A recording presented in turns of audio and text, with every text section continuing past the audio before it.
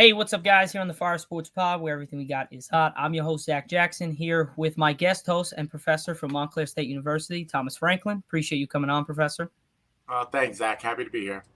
And then we got our co-host, as always, Irv, back at it again.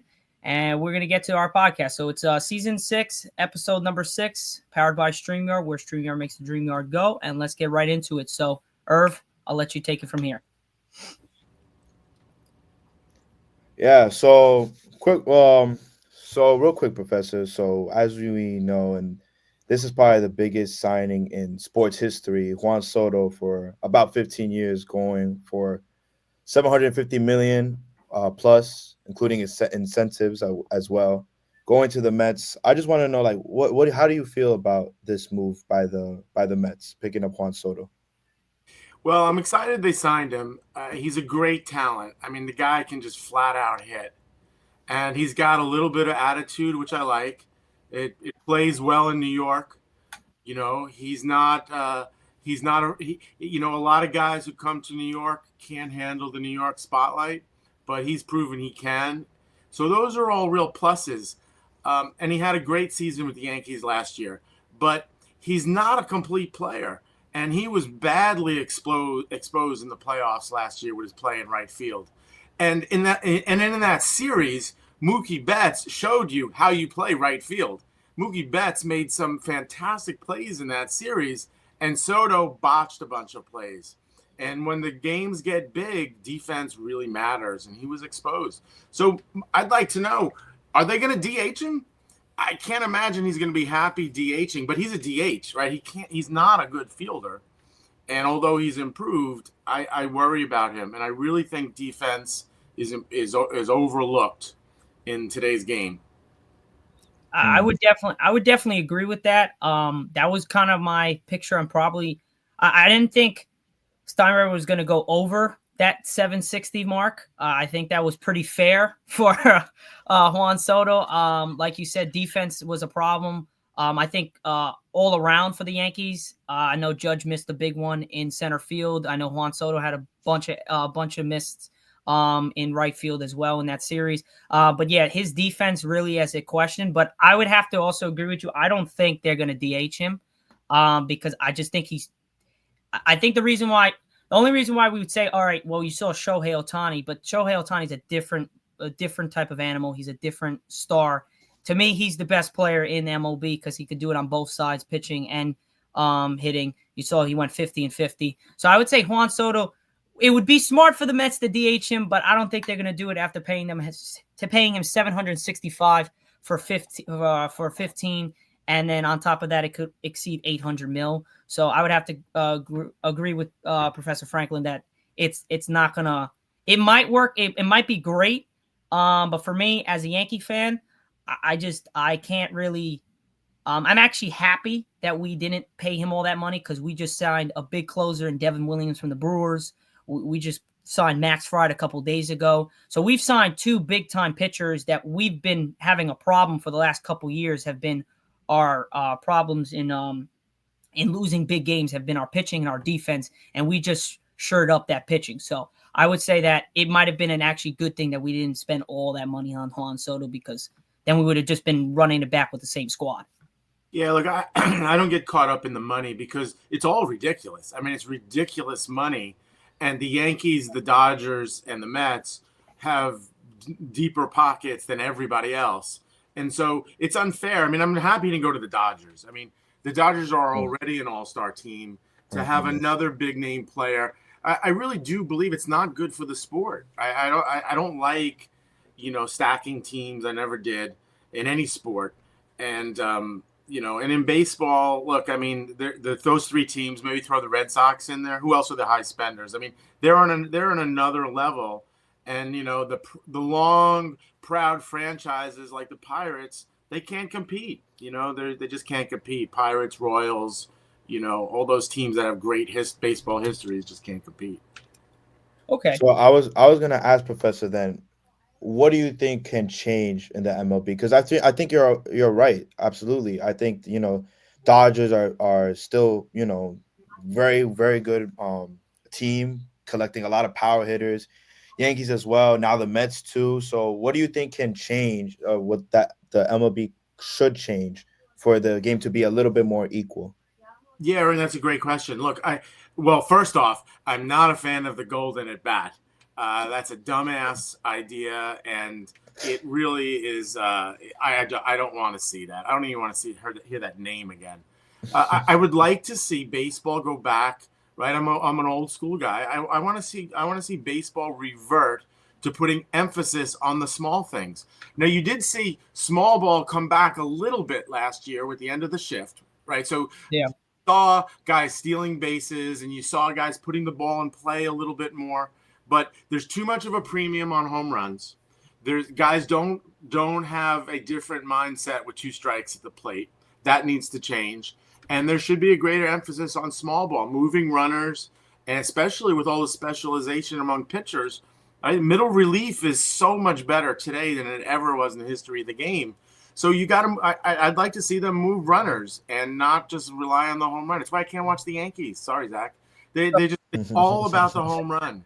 They have continuously signed unathletic guys who can do nothing but mash the ball, and they forgot how to score runs. And then when they face good pitching, they have no answers. I did want to just say, I really do like Judge, and it's very concerning in how bad he was in the postseason.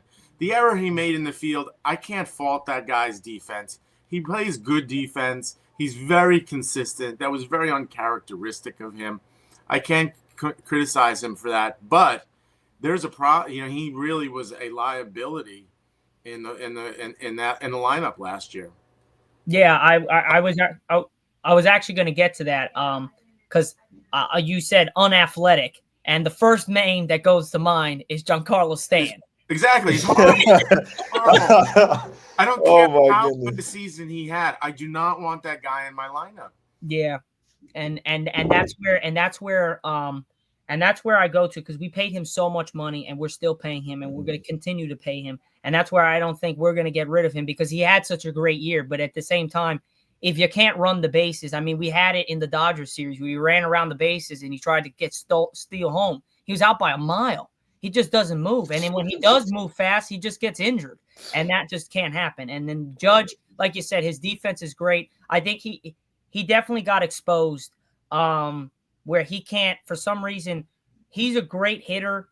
When he's ahead of the count or behind the count, he's good. But for some reason, I don't know. What did you see? And there's my question. Where did you see in the World Series with Aaron Judge and throughout the entire postseason, if you watch most of the games, what did you see that was like a really glaring problem that maybe he could fix or somebody can help him fix? Because if not, we're going to have a problem, because that's been a consistency in the playoffs with him over the last couple of years, that he hasn't shown up as big as he is in the regular season. Is he running out of gas, or is it just more like just mechanical? No. I mean, he had a great season, right? I don't have the answer for that, but I will say that,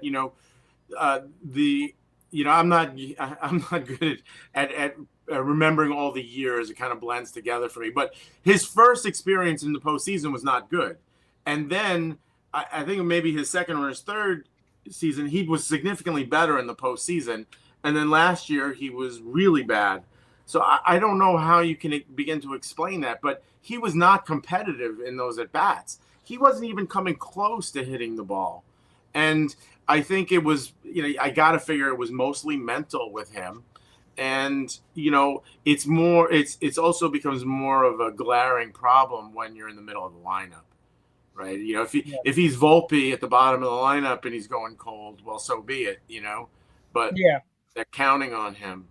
Gotcha. Okay. And another thing with the Mets, going back to the Mets, and how do you, like you said, you answered it. You kind of got mixed emotions about the trade, but overall, would you say you would think it calls for, like, not a celebration, but it calls for like something enjoyable to watch down the line? Or do you think it might end up as the same Mets season like last year or the year before that, where they started out hot and then they got cold, or started out cold and they got hot at the end? Because I thought you guys could have messed up the Dodgers a little bit much. The ball just didn't go in your guys' favor. I was hoping for a Subway Series because I wasn't alive for the last one in 2000. So I was hoping for that series, but that didn't happen. Now, where do you expect this year to come? Again, we just started the off season a couple months ago. Still got a while to go, but it's coming up quick. So what do you expect out of this season right now with the move with Juan Soto? So I probably don't follow it as closely as you guys do, but I like Alonso, and I would re-sign Alonso. So they still have that question mark there, and I think they need another pitcher. And the recent GM with the Mets, Stearns, has decided not to make big splashes with pitchers, but instead to find reclamation projects like you saw with Minaya last year. I mean, Minaya was like a revelation, and he was the best pitcher. And he was a guy, more or less, who reinvented himself. So those guys are hard to find, but it seems like that's what the Mets are going to do.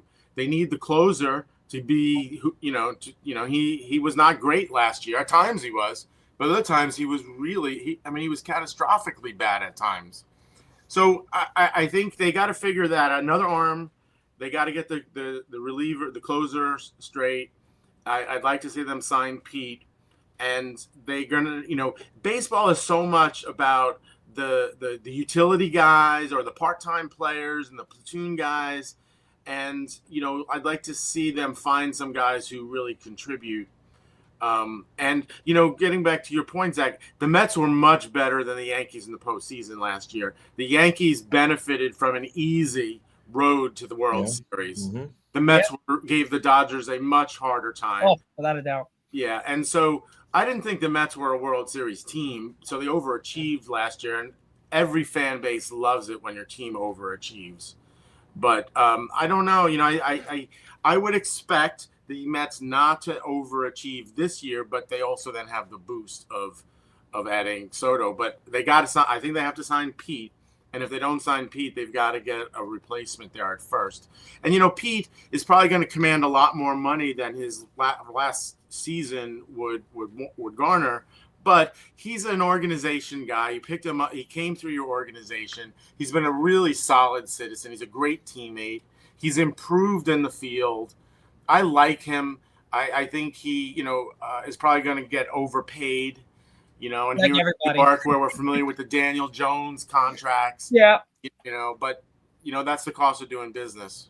Yeah. Now you said something about Alonso. Now, what are your takes on Lindor? Because I know Lindor is somewhat of a fan favorite, but he's a little bit inconsistent. He came on strong at the end, and he really helped you guys during the postseason in a much harder schedule than the Yankees had to get to the World Series. So, what are your thoughts on Lindor?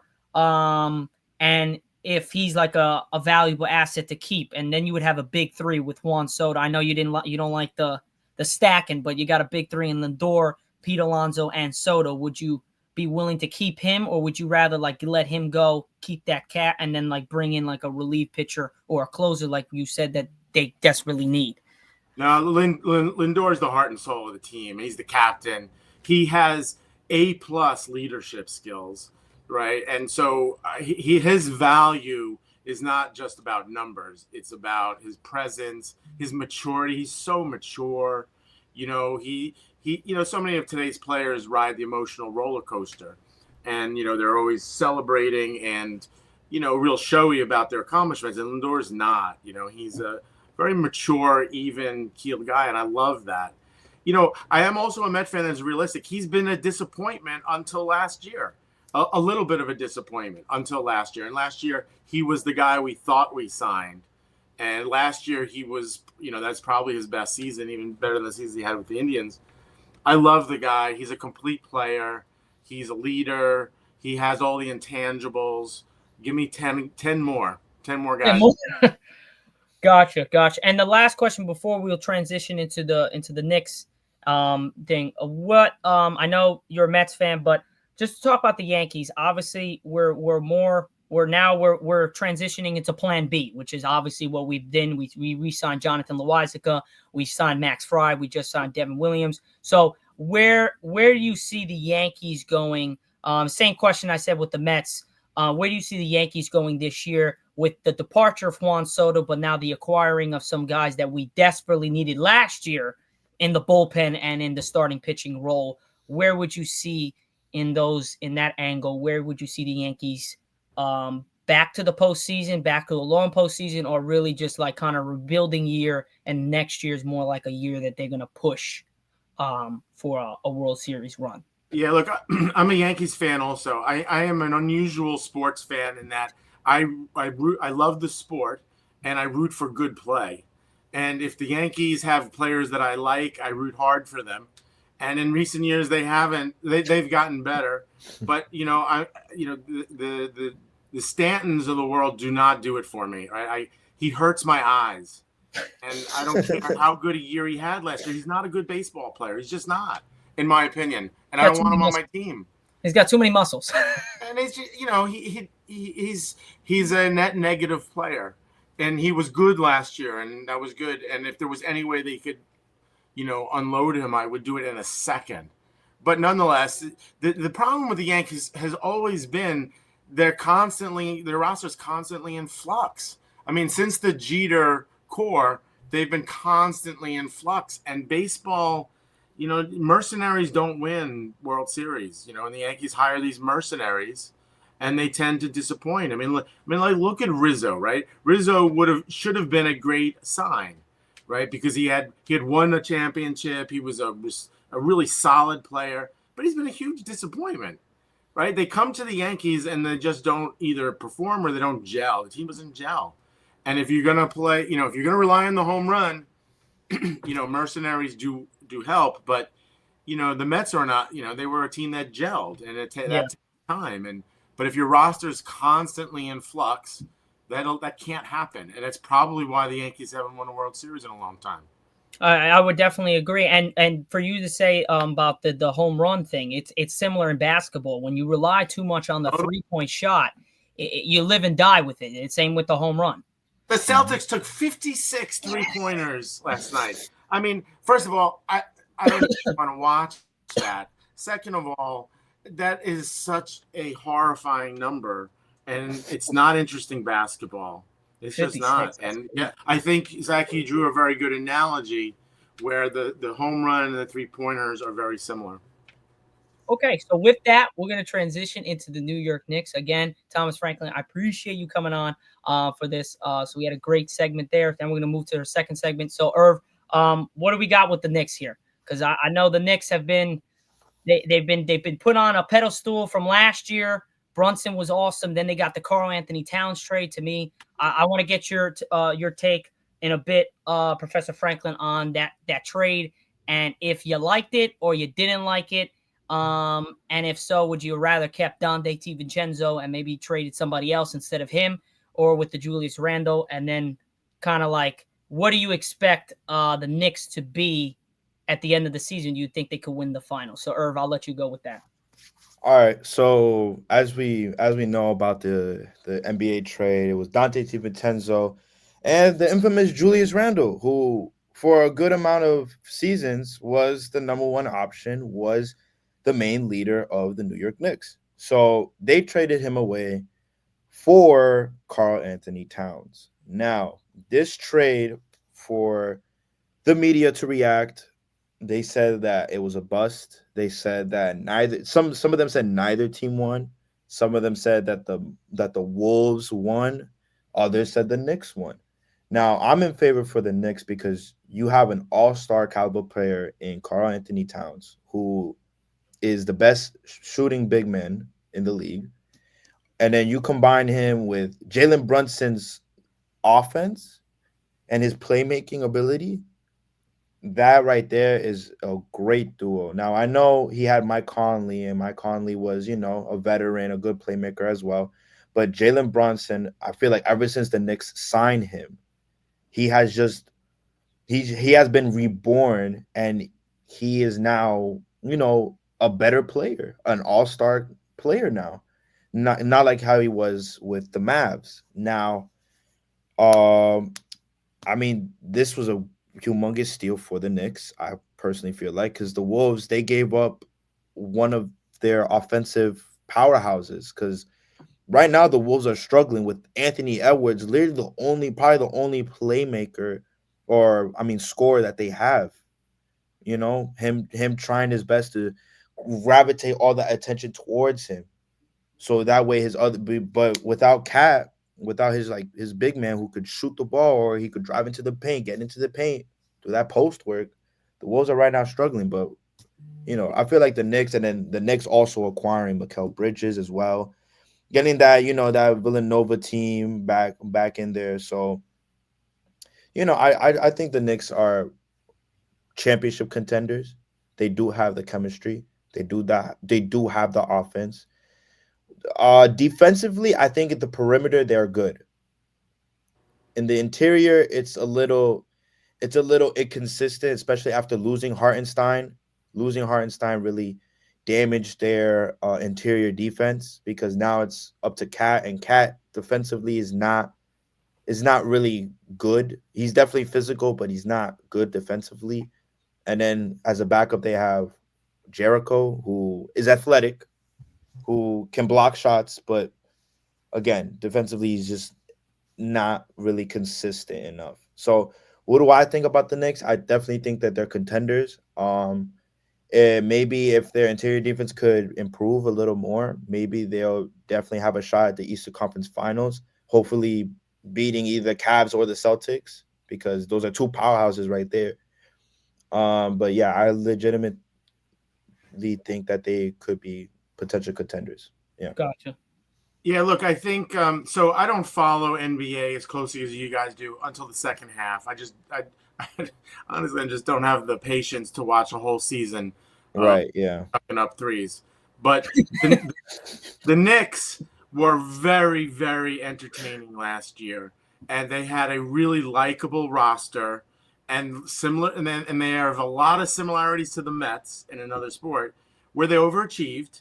They were it was unexpected, somewhat unexpected, and then they had guys who you didn't realize were capable of playing to the level that they played with. And you know, Dante was just one of them. You know, Hartenstein was phenomenal in the playoffs last year. Loved him, man. Right, and like my kind of guy, overachiever, does the little things. You know, his value doesn't show up in the stat sheet, and I understand why they couldn't sign him, but I liked watching him, having him on the team, and it also gave Brunson a little bit more freedom to really take control of the game, where now he's sharing it with Towns, and Towns is a phenomenal offensive talent. Right, there's not many. So Towns, in a lot of ways, is a little bit of a throwback kind of player. Were big guys who score. Like the big guys who score, you don't see that in the NBA all that much anymore, unless unless they're a guy that like LeBron who can kind of play any position, but he's a kind of a little bit of an old school big guy. But I haven't watched a lot of the Knicks this year. I was very disappointed to see Dante and Hartenstein go, but I mean they still have a lot of likable players. I love OG. Jalen Brunson's my favorite player. I never thought he'd be the player that he is. I used to cover Knicks games when his father was the last guy on the Knicks bench and on the Ewing team. He was the third string point guard behind Chris Childs and Charlie Ward. I may not have that roster, but that era. And he was a scrub. He's a scrub. But, I've seen some of the videos of him training Jalen when he was a kid, and it's awesome. And I was a basketball coach myself. My son played basketball. I could never coach my kid the way Rick Brunson coached Jalen. But nonetheless, I have to you have to get me back on in the spring to talk about the Knicks. I haven't watched it this closely. The season's too long, and I don't like the quality of play in the NBA regular season. And I don't like watching large volumes of 3-point shots going up, especially when you're only shooting them at 30%. It's just not that interesting. Look, I think, big picture, I think the NBA has much bigger, faster, more athletic guys than ever before. But they are not nearly as talented in the game of basketball as past eras. And I don't, that does not appeal to me as a basketball fan. And I love basketball. Gotcha. Right. Now for me, so you said something about the season being too long, obviously, to watch. Now, do you think the reason for all these injuries and stuff that we've had in the beginning, like all the big time things, you think that has something to do with it? Yeah, it's soft. They're just soft. Come on, man. They're just like you couldn't take Michael Jordan out of a game. right? And Right. like played every game, and he was a guy who practiced, right? You know, he like Embiid saying he doesn't even go to practices, let alone playing in only like 2/3 of the game. So you just think it's just soft and people just now are just taking the game for granted a little bit? In my opinion, they have it too good in the NBA. No, it's just not the NBA. It's all sports. But I think the NBA players have gotten a little soft, and it has been allowed to happen. Meanwhile, I don't go to games because I can't afford it. And I used to cover games. So my experience of going to NBA games, I was sitting on the court under the basket photographing. So to me, the idea of sitting in the upper decks watching a basketball game and paying $200 for a ticket, there's no way I'm doing that. So I feel that like the NBA is not a really great product in the regular season, and I think it's largely by the manner in which it's played today. I mean, if you look at a scatter chart of where the attempted shots are in a game, ridiculous. 3 spots on the floor, the 2 boxes under the basket, scattered around the 3-point line. Yep. And no mid-range jumpers, and it's rare. The game is so much more interesting in the mid-range. And it's also more interesting when you have a post player who can score, you know, like Shaq or like going back to the Ewing and Olajuwon guys, because then that spreads the floor. But now you play offense. They play offense with 5 out, right? Where all 5 guys are standing on the perimeter, waiting for the Jalen Brunsons of the world to dribble drive, and maybe they'll kick or they'll take it to the hoop, and there's nothing in between. That's not interesting basketball, guys, in my opinion. I would have to agree. Like I'm a big we've had discussions, Professor Franklin. I'm a big basketball guy, I'm a big sports guy, but the NBA it's really hard to watch, especially when I was growing up. My dad always taught me practice basketball. You shoot, you get inside then outside. It's not outside inside. That's as a coach. I preach to my players. We got to get inside and then we'll play outside. Let's get our free throws in. Let's get our layups. Let's get mid-range first in the game, and then we'll get back to the outside shooting because then that will get you in the flow. And nowadays it's just like go down 3 dribbles past half court, shoot the thing, you make it, you miss it. Is what it is. Like they're not even trying to get a high percentage shot. It's like the first open guy is chucking it up. And like, look, as I said at the beginning, the talent is better than ever, right? Like the ability to shoot, the athleticism, and the speed is all, you know, of course, like all sports, the modern athlete is going to be better than the past. And they're more fit, you know, all those things. But in terms of the skill of playing basketball, not really there. And I think a lot of it is Steph Curry's fault because he's by far the best shooter the game has ever seen. And he's a phenomenal shooter.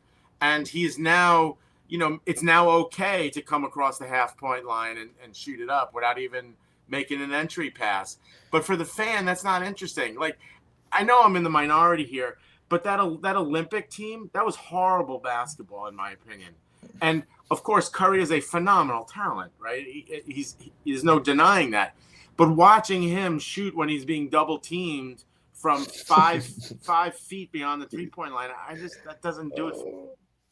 So in the position of that, you would have wanted him to skip it to Kevin Durant. Kevin Durant skips it one more to LeBron. LeBron drives the thing, alley-oop to Bam Adebayo, dunk. We got the point. I want everybody to touch the ball. I want some variety to the game, right? I was still playing basketball up until a couple of years ago. If I'm playing and I'm not touching the ball, well, what fun is that? Right? It's not interesting for the fans either. Hey, I have to second that. Rec Center Bowl at Montclair, man. And I got to watch somebody just play 1-on-5 the entire time. And I'm like, I'm the point guard over here. And I'm like slapping for the ball. And we got like multiple guys wide open. And he chucks up a shot. It's the similar thing in all basketball facets. You can go to middle school, you can go to high school, you can go to college, and then you can go to the pros. It's the same thing. And, well, if you want to talk about, since you coach and I coach as well, one of the biggest reasons why the state of basketball is what it is basketball club teams, travel teams. So like AAU, because what they are mercenary teams, right? So you got 10 guys from 10 different towns, usually, you know, with all can play, and they're all on a roster, but they don't have the time to practice. They don't gel. So what the coaches do, they run 5-out offenses where it's all one-on-one dribble drive. Well, that's good for the individual player with the ball in his hands, but it's not good for the rest of the team. Don't get anybody else. else Developing basketball talent that way. You're developing individual talent. Yeah, So I have my fault, Zach. My fault. you I good? just have a question for you then, Professor. So when you want to recommend, let's say a kid that wants to start playing basketball, would you recommend him to watch college basketball or NBA basketball? I would recommend they go to the playground and play pickup. Right? Because pickup basketball, guys, is not only how you learn how to play the game, it's how you learn about life. Right? You learn how to defend yourself, you learn how to stick up for yourself, you learn how to speak up, right? Otherwise you don't get in the game, right? And then you learn how to be aggressive, and you realize that, only the strong survive, right? And so Right. I Yeah. think that is the biggest part that's lost today. I don't think there's enough of that. But I think women's basketball is a good brand of basketball to watch because they're not as big, so there's more space on the floor, and the ball moves a lot more in the women's game. I don't think they are nearly on the talent level as the men, but the ball moves, and outside of Caitlin Clark, who's the Steph Curry, person, because she can shoot with that kind of range. That's what I mean. The women's game, I think, is much more interesting to watch. College is slightly better than the NBA, and then the NBA in the playoffs is good to watch. NBA regular season is horrible. Yeah, I mean, I would have to agree with that. I mean, I just feel like because of Steph Curry, who happens to be my favorite he's basketball a player. phenomenal talent. And Phenomenal, he's a yes. great player. He could have played in other eras as well. Thank you. A lot of people say he can't play in other I eras. think he could. He would have had a hard time with the physicality of the 90s, but he's so talented and smart, he would have figured it out. He would have had to put on a little muscle, though. Yeah, I feel like because of his handling, like literally his handling always leads to a jump shot. And that's something that he has practiced. So I feel like him playing in the 90s, he'll facilitate that type of thing. Yes, of course, he was going to have to put on some muscle because, I mean, there's been a lot of debates right now, that against like the Bulls, who I believe who would be guarding him, like Ron Harper, I think would be guarding him. No, if they're playing the Bulls, MJ would be guarding him. Or MJ, and MJ could get physical. Or if they had BJ Armstrong at that point, but it would be MJ. MJ always guarded the best player, the best guard, I should say. Right. Yeah. So, but just or going worse, back. I'm sorry, or worse, they put Pippen on him, and then Pippen would have clamped him down because he had that length. I'm sorry. Yeah.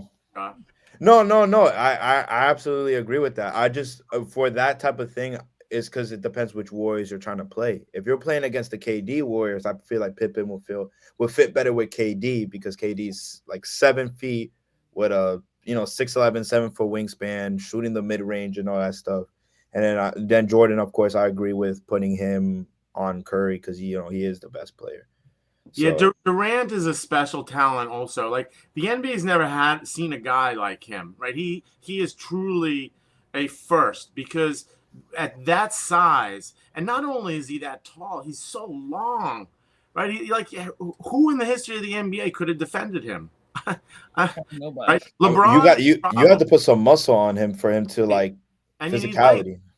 And you need length, right? He has range almost as good as Curry, and at that size, look, if he played in the 90s, they would have probably defended him really hard, and he probably and he doesn't, he's a little bit of a sensitive guy, and he probably wouldn't have reacted well to the physical play that you get away with in that era, right? Mm-hmm. And he, you can get him off his game a little bit, but he's a phenomenal talent. I feel like in terms of old school basketball, I feel like he's probably in the NBA the only person that I know that's sticking to that old school type of style where he gets the ball on the ISO, he does a quick little jab step, goes to the elbow, pull up jump shot, or he catches the ball in the post, mid range jump shot. Yeah. And I just feel like he's the only player who's using that old school mentality, who's using that Kobe mentality or that MJ mentality. I just think that there's one other person, but the man is hurt every year. It's Kawhi Leonard. Him, DeMar DeRozan, both of Oh, them. oh my goodness, I forgot about Kawhi DeMar and too. DeMar and Kevin Durant are Yeah. the three big time ones. LeBron was that in Cleveland. He kind of stopped that as he got older in the Lakers. His last time of using that mid range all the time was in the bubble, and then after that he just started to hit the threes because he got older. He's 40 years old now, so he's got to really like jump to his game. So I would say those three are definitely the old fashioned. Like I see a lot of like DeMar, I see a lot of Michael with the moves that he makes to get the mid range off. A lot of Kobe-esque, and then we have Kawhi. He just can't stay healthy. He's been one of the most disappointments in an NBA career. He's a great player, one of the best in the game, top 15 when healthy, but he just can't stay healthy. So I would say those three are probably the best when it comes to old school basketball with the mid range. Other than that, I mean, you could put Kyrie Irving in there. They'll do a lot of post-game mid-range shots, but he's now more of getting older, so he's shooting more of the three now and getting into the basket. So I would say those three are perfect exampels of like the. Yeah, look, I don't really like Kyrie, but his talent is phenomenal. He is his handle and his creativity and his athleticism are make him really special. I think getting back to LeBron, and I'm a LeBron fan. I really like LeBron.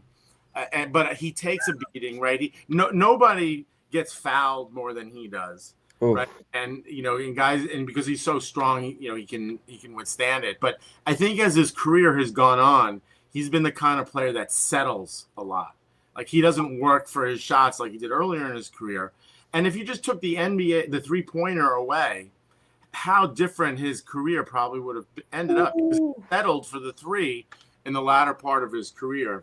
But he's a phenomenal athlete. I mean, he could have figured it out in any era. He might be the smartest player that ever played. Now, last thing before we end the show, what do you think? I think Irving could attest to this. The GOAT debate. I know. If you want to put championships, obviously we know who's the GOAT. Technically, it is the late great Bill Russell. If we're talking about championships, so. But in general, with LeBron and Jordan, Professor, I know we talked a couple times about this. What is your overall take on who would ultimately be the GOAT at the end? Obviously, LeBron's played longer than anybody. He's got the most points ever. He's got all this other stuff. Now, who would you say would be the GOAT in general if you take everything to account? Yeah, I don't think it's really much of a question. Jordan's the best. And Jordan is not only the best NBA player ever, he's the best athlete in any sport. Pick an athlete who's the best player in their sport, Jordan's better than him. The best baseball player, maybe it's Babe Ruth, let's just say. Jordan was better at basketball than Babe Ruth was at baseball. Who's the best football player ever? Tom Brady. I would argue it was Lawrence Taylor, but okay. Brady. But Brady wasn't the best player in comparable compared to the rest of his competition. No. Right. So I just feel like Jordan is the best, right? He's the best. Everybody else is a close second. And I would put, I certainly would put Magic. I would put Magic. I would put Bird. I would put Kareem. I would put LeBron. I would put Durant. I would probably maybe draw the line there. And I think Jordan was just so otherworldly great. And I covered Jordan. I saw him live, photographed him many times. I would cover games. Like, here's just like an example. I would cover games. And that was the era where those guys played every game. And Jordan played virtually, he'd sit for like 3 minutes a game. Right. In game, I would cover games in like mid-December and against the Nets when they were winning 15 games a year. And Jordan would come and the arena would be filled because Jordan was in town when the Nets didn't draw. But Jordan would be there and the arena would be filled and he'd put 40 up. And like he never took a night off. It was like he was relentless in addition to just being how great he was. And then you throw in his competitiveness, and then you throw in the mind games that he played, and then the defense that he played. And he's just, there's no comparison. He was such a draw too. There would be such electric in the building when Jordan came to town.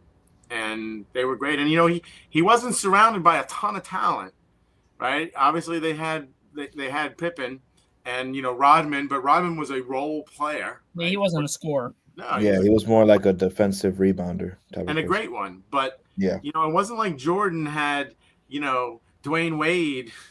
You know, Pippen wasn't Dwayne Wade, right? He wasn't, you know, he wasn't Kobe to Shaq, you know. yeah. So that's my opinion. Look, I think it's very subjective, but in my era, the best player was Jordan. The second best player was probably a tie between Bird and Magic. Then after that, it was Kareem. Kareem always gets dissed, and then maybe Olajuwon, and then maybe throw in, you know, Tim Duncan. I think Tim Duncan's a little overrated in my opinion, but nonetheless, throw it there. All right. So now we got a Jordan. Finally, the debate is over. You guys, what are you guys are LeBron? Well, I don't. I'll let you go, Irv. I'll let you go. It just comes down to probably the most complete player. Now I get it. Jordan, fantastic scorer, an assassin in scoring. Good word. People fear Jordan while they respect LeBron. So there's a humongous difference there. And I get it. You know, LeBron did have help in three of the four championships that he had with, you know, Dwayne Wade and Chris Bosh and the Miami team that they had. But I just feel like as a player, I would pick LeBron. Now, you're talking about a 6'9" guy who can play 5 positions, 250 pounds. So he has the size that he can match up with the bigs. He's pretty average in 3-point shooting, but he's a fantastic playmaker and very intelligent, has great IQ. He knows when he needs to attack the basket. He knows when he needs to dish it out. I just feel like as a complete player, I just pick LeBron only because, like, if you surround LeBron with better pieces around him, he would thrive more. I that's just my opinion. I just think, you know, he's just a better completed player than Jordan was. Now Jordan, he was a scorer. He backed it up with the championships that he won. He had 2 3-peats. So he backed it up, him being, you know, a really good defensive player as well. I just feel like, though, for LeBron, he's just a player that people want to be. Like, if you could create a player right now in the NBA, you would automatically use LeBron as a blueprint just because of his athleticism, his finishing, his shooting, his defense, which is, in my opinion, maybe underrated. People don't really give him as much credit as they should. And just the fact that on his size and his weight, he can play all 5 positions, and in his playmaking as well. That's why he could play like the point sometimes. So that's just my opinion. Yeah, Irving, I can't disagree with anything you said. He is a phenomenal athlete who does everything really well. Look, if I were a player, I would rather be on LeBron's team than Michael's team, because I don't have the ball, or or on the last option.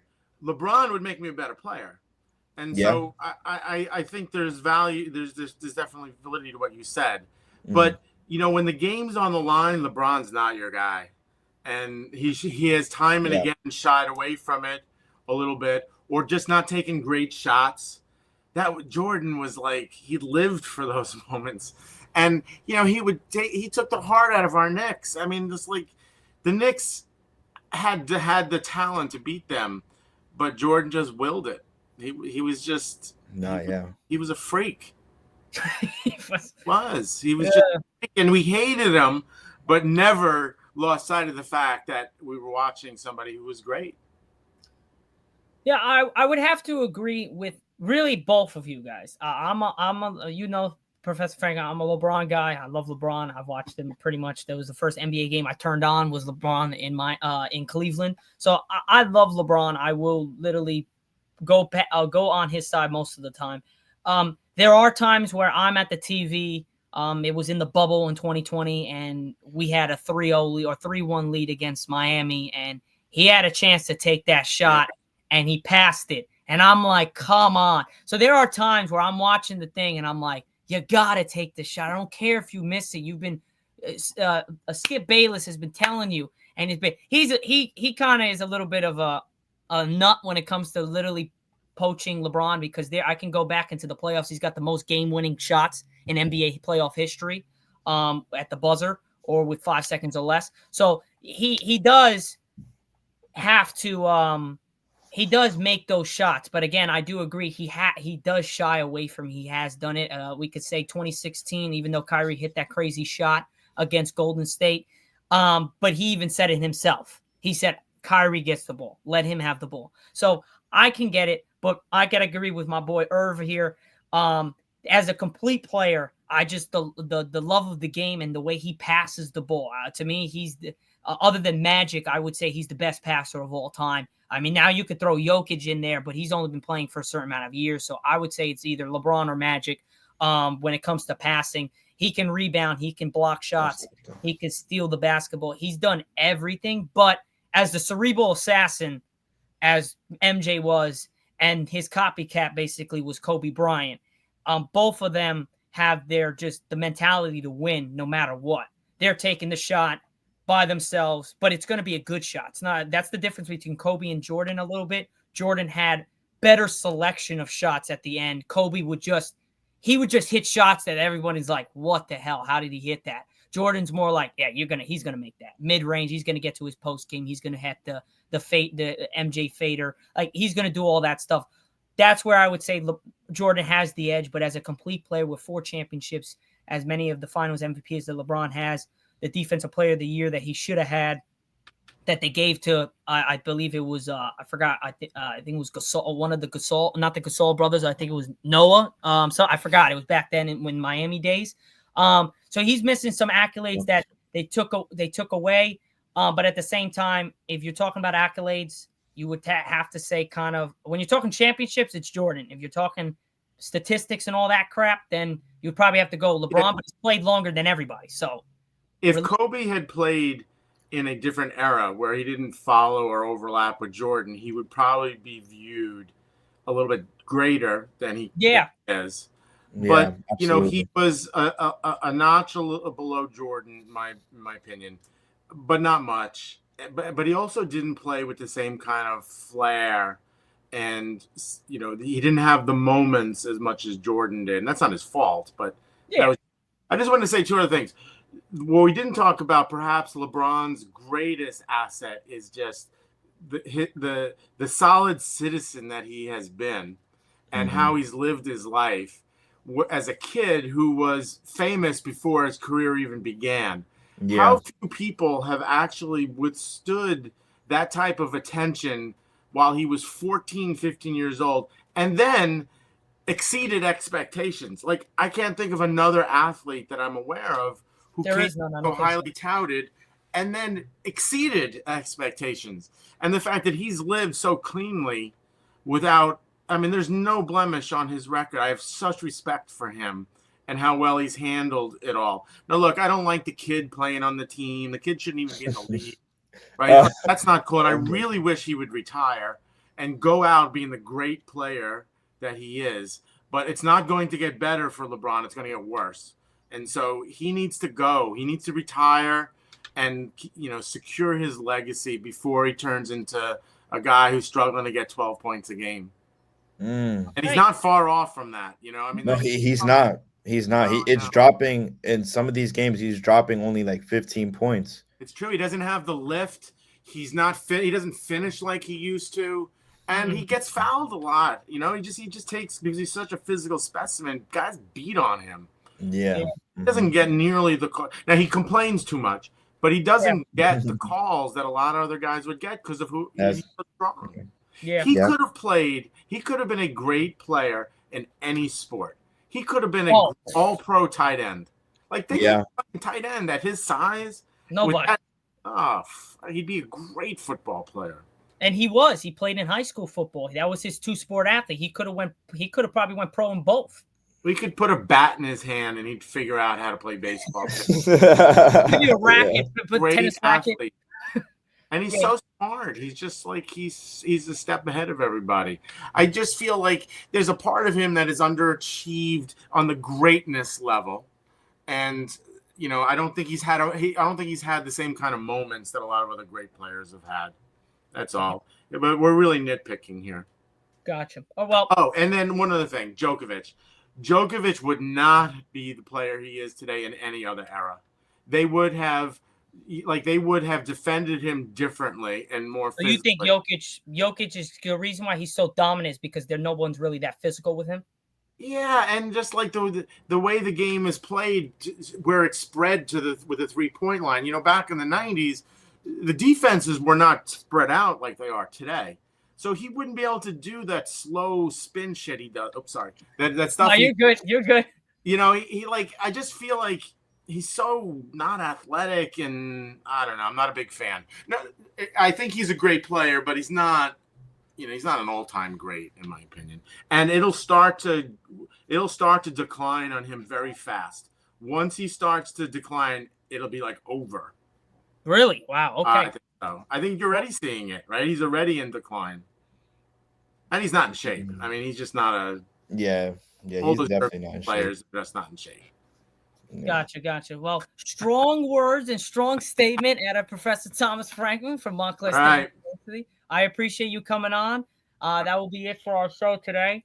Again, guys, this is season 6, episode number 6 on the Fire Sports Pod. I'm your host, Zach Jackson. This is my guest host and teacher of mine, Thomas Franklin. Appreciate it. And as always, our co-host, Irv. Appreciate him coming on. We're powered by StreamYard, where it makes the dream yard go. And that will be it, guys. Peace out.